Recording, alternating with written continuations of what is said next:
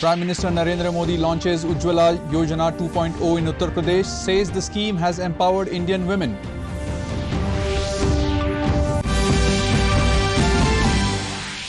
Opposition continues protests over snooping, farm laws, disrupt proceedings in both houses of parliament.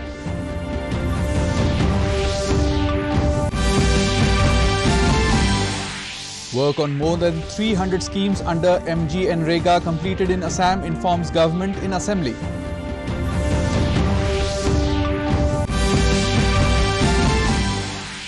Meghalaya Chief Minister urges entrepreneurs to be innovators at Cohort 2 ceremony.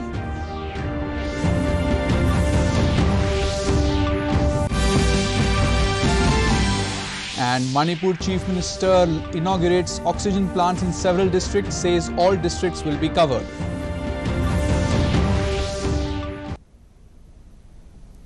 A very good evening, viewers. Welcome to the Northeast News Bulletin from the studios of DDK Guwahati. This is Ashutosh Sharma. Now the stories in detail.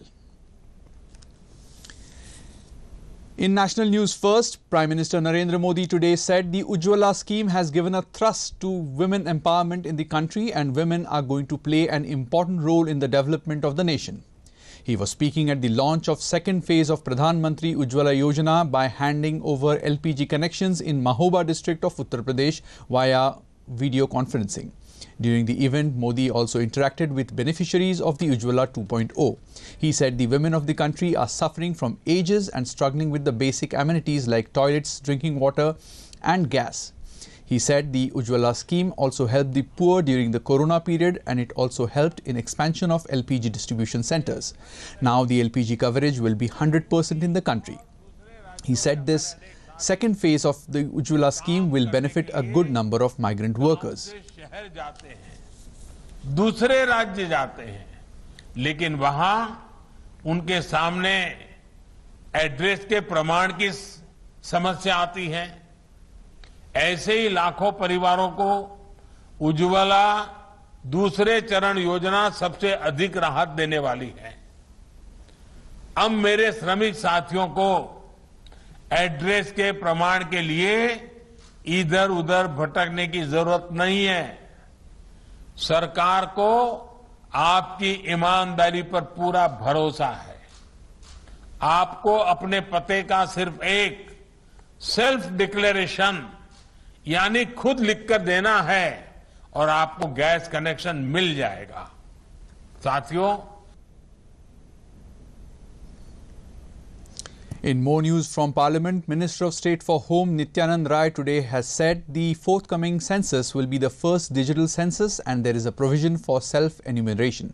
Rai informed the Lok Sabha that a mobile app for collection of data and a census portal for management and monitoring of various census-related activities have been developed. He said that in census, data is collected on demographic and various socio-economic parameters like education, SC/ST, religion, language, marriage and migration of individuals. Moving on, Prime Minister Narendra Modi today called upon to party MPs to encourage sports activities in their constituencies and organize competitions. Addressing the BJP's parliamentary meeting, Modi gave a standing ovation to players who participated in Tokyo Olympics. Briefing media after the meet, Parliamentary Affairs Minister Prahlad Joshi said Sports and Youth Affairs Minister Anurag Thakur and Law and Justice Minister Kiren Rijiju gave presentations and said the Indian contingent in Tokyo Olympics was the largest and also won the highest number of medals. Joshi said Prime Minister also took note of the nationwide malnutrition status and asked MPs to promote PM Garib Kalyan Anna Yojana countrywide.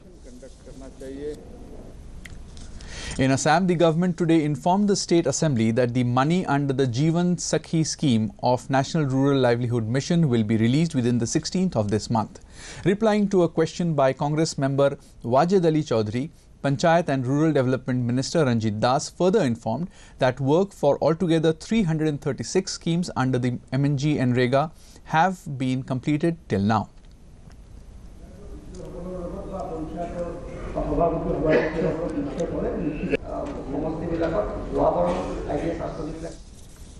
In Meghalaya, Chief Minister Conrad K. Sangma has urged entrepreneurs to be innovators. Speaking at the graduation ceremony of CM's E-Championship 2020 and onboarding ceremony for the Cohort 2 2021 batch, Sangma said entrepreneurs should not only produce products but also come up with complete solutions with right costing, which is the key to a successful business venture.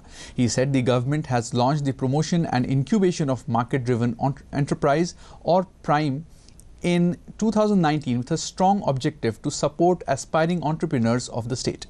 The PRIME annual booklet and PRIME ID funding were launched besides handing over of checks and certificate to the entrepreneurs. Checks of 1 lakh rupees were also given to the top 25 entrepreneurs and 50,000 rupees each to the next 25 entrepreneurs. Jury that actually selected the names, but just because the names are not there in the top 25 or top 50, the jury will only decide from a competition point of view, but the success of your product, your process, or your solution will be decided by the consumers. So therefore, if you did not win this competition, please don't have a heavy heart. You will, as I said, your entire success will depend on what the market thinks about you. The World Lion Day is being celebrated today with an emphasis to raise awareness and gather support for their declining population and conservation. The theme of World Lion Day 2021 is slow elimination of the African lion. Prime Minister Narendra Modi conveyed his greetings to all those passionate about lion conservation. In a tweet, Modi said it would make everyone happy that the last few years have seen a steady increase in India's lion population. He said the lion is a majestic and courageous, and India is proud to be home to the Asiatic lion. More than 51 crore 45 lakh COVID vaccines have been administered in the country so far under the nationwide vaccination drive. The Union Health Ministry has said that more than 54 lakh 91,000 vaccine doses were administered during the last 24 hours. The country has achieved the highest ever recovery rate, which stands at 97.45%. Till now, more than 3 crore 11 lakh people have recovered from COVID-19. India reported over 28,000 new cases in the last 24 hours, which is the lowest in 147 days.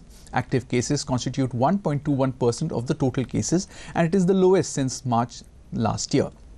Weekly positivity rate remains below 5%, and it is currently at 2.36%. 373 deaths have been reported in the last 24 hours. Till now, 4,28,682 people have lost their lives in the pandemic. In the COVID scenario in the northeast, Arunachal Pradesh reported a caseload of 2,606 active cases, followed by 47,520 discharge cases. The dead account for 246. Assam has 9,749 active cases, while the released cases stopped at 5,58,720. Tally for the dead is 5,404. Manipur records 7,006 active cases, 96,128 discharge cases. The death toll is 1,657. Saddled with 4,734 active cases, Meghalaya has a caseload of 63,450 cured cases. The dead account for 1,174. In Mizoram, there are 12,434 active cases, even as 32,854 were discharged. The dead tallied at 169. Burdened with 1,397 active cases, Nagaland has 26,727 cured cases, while the dead account for 5,585. Sikkim has 2,731 active cases, followed by 24,822 released cases. The death toll is 355.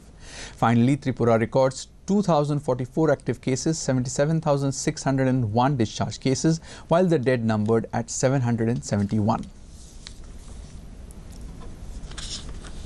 In Manipur, Chief Minister N. Biren Singh today inaugurated the 20 kiloliter liquid medical oxygen cryogenic tank at JNIMS, Imphal. Earlier on Monday, the Chief Minister inaugurated 1 PSA oxygen plant each in Chandel, Ukhrul and Senapati districts. It may be mentioned that the 15th Finance Commission has sanctioned installation of 8 PSA oxygen plants in Manipur. While addressing the gathering at the inaugural ceremony, N. Biren Singh said the government will install oxygen plants in all the districts of the state. In news from the ongoing session of Parliament, both the houses today witnessed disruptions over Pegasus, farm laws and other issues. The Rajya Sabha was adjourned for the day at 4 p.m, while the Lok Sabha witnessed adjournment till 2 p.m, following ruckus by the opposition parties. In the Rajya Sabha, when the House reassembled after 2 adjournments, members from Congress, TMC, Left, DMK and the others again trooped at the well of the House, raising slogans. Amid uproar, Deputy Chairman Harivansh tried to run the question hour, but in vain. Later, he adjourned the House for the day. Earlier, when the House met for the day, Chairman M. Venkaiah Naidu rejected the adjournment notices given by the opposition parties over Pegasus and other issues. This prompted the opposition members to come into the well, raising slogans. The members from DMK, Left, RJD and others were on their feet.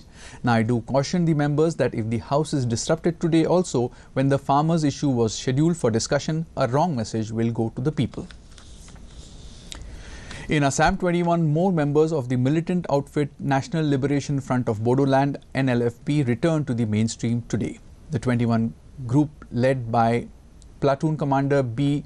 Jangkrikang, emerged from Tipkai forest area at Singimari village under Parbha Johra subdivision in Kokrajhar district around 1 p.m. with arms and ammunition. This is the third group of the NLFB to come out overground since July 22, bringing the total to 76 so far. They were accorded a warm welcome by NLFB Commander-in-Chief Binod Mushari, Elias M. Batha and local villagers. The members were later escorted by police and brought to a designated camp at Chanmari on the outskirts of Kokrajhar town.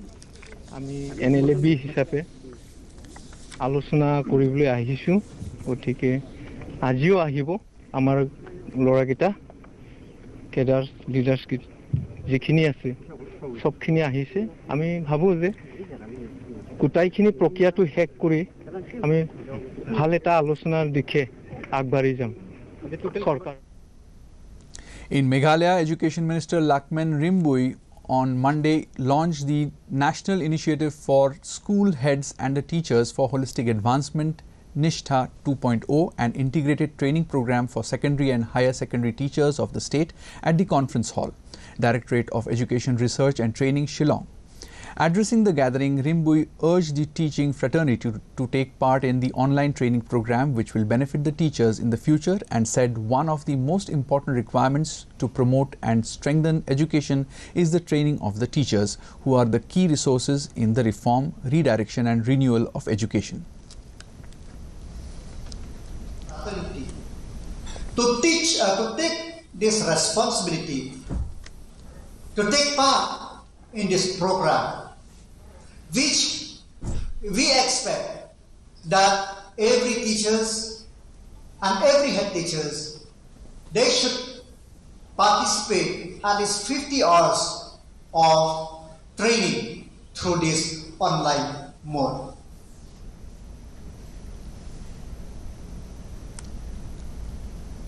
For more updates, viewers can also watch our bulletins and other programs on our YouTube channel DD News Guwahati.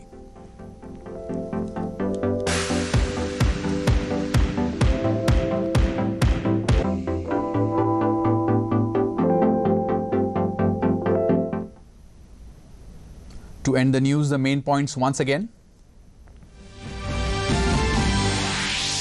Prime Minister Narendra Modi launches Ujjwala Yojana 2.0 in Uttar Pradesh, says the scheme has empowered Indian women.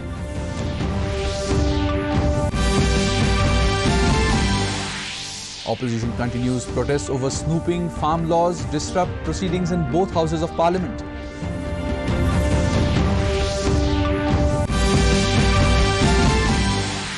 Work on more than 300 schemes under MGNREGA completed in Assam, informs government in assembly.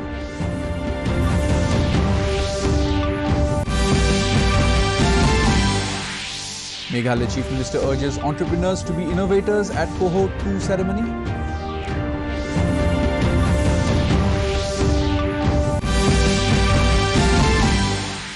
And Manipur Chief Minister inaugurates oxygen plants in several districts, says all districts will be covered. That brings us to the end of this evening's bulletin. Thank you for tuning in. Namaskar.